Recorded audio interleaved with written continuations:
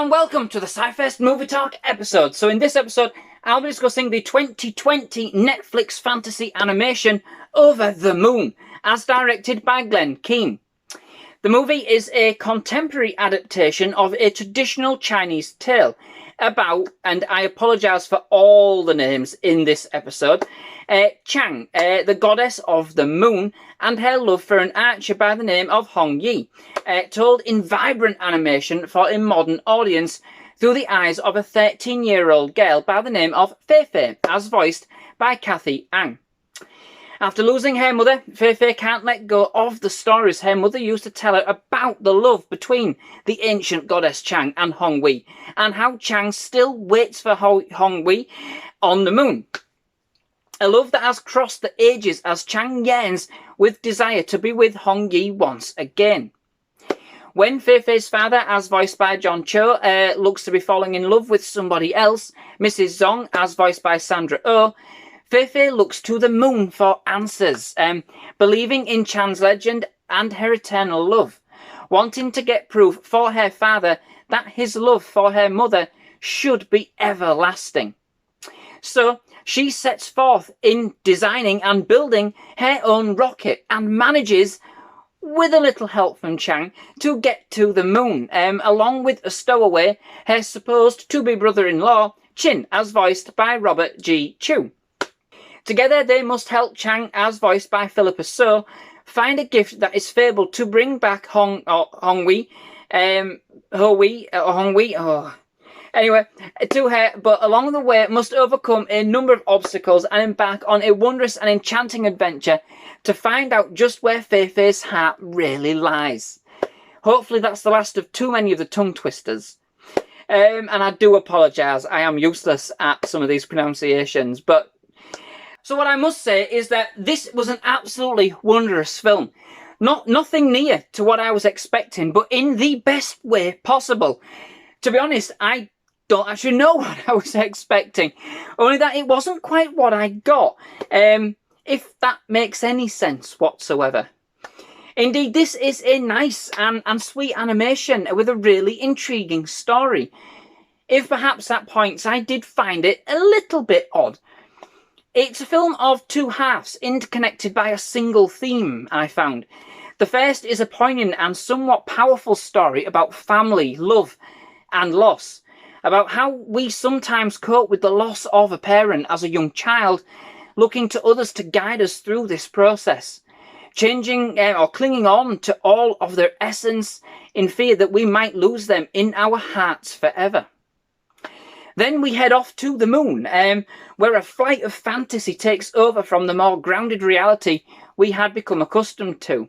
With a jolt, we are thrust into a colourful, playful, strange new world, contrasted against the stark darkness of space, where Chung has brought basically the void to life with creations fashioned from her tears.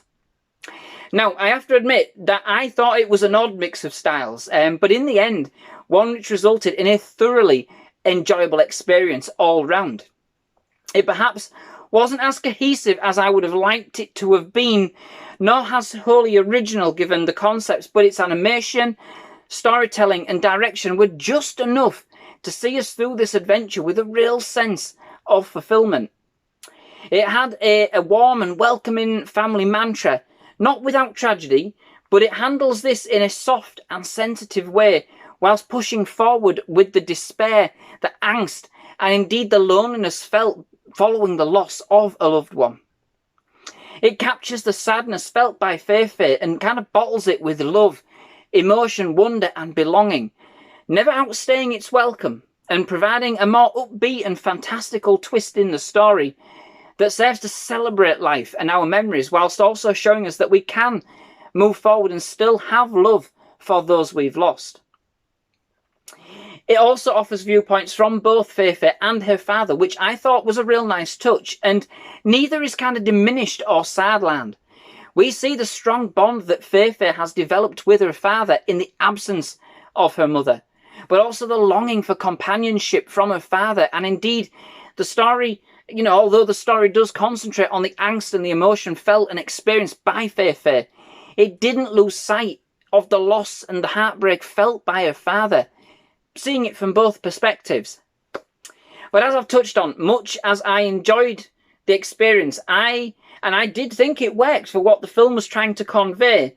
It did utilise a number of kind of mixed musical and visual styles, such that there were stark contrasts made at times that kind of jarred, I think, with the overall tenderness of the story presented. This wasn't necessarily a bad thing, or even off-putting, but a bit odd is perhaps the best way to describe it. One minute we have Feifei singing a motivational crescendo of a power ballad. The next, Chang's tripping the light fantastic with an all-out disco on the moon. We had elements such as a soulful and caressing musical number about mooncakes, to a game of ping pong on the moon, and even some Angry Bird wannabes and some moon parkour. Indeed, it did seem like a hopscotch mix of elements, and to be honest, quite a lot borrowed from other movies. But in the way in which it was presented, especially given the unique story, which kind of gave, an air of familiarity, but also offering something of a different flavour in terms of the culture, ideals, and its story. It is told with a kid's imagination and their flair for fantasy. It has kind of this real kind of Wizard of Oz come Alice in Wonderland vibe going on, which is used to good effect throughout. And I think for me, this is where the movie's charm lies. The soundtrack was pretty decent, all told, too, with musical arrangements by Steve Price and songs by Christopher Curtis, Major Duffield and Helen Park. Each were kind of structured to fit with the eclectic mix of styles used in the film, and indeed were even quite catchy in their own kind of way, yet sincere and powerful when they needed to be. But overall, they did fit well with the kind of general playfulness of the film, and its bright and energetic animation, and its sometimes offbeat but magical embrace. Overall, it's a film I don't think that makes complete sense. It has a number of mixed themes, styles and elements that aren't always cohesive. In fact, it can be a little odd at times.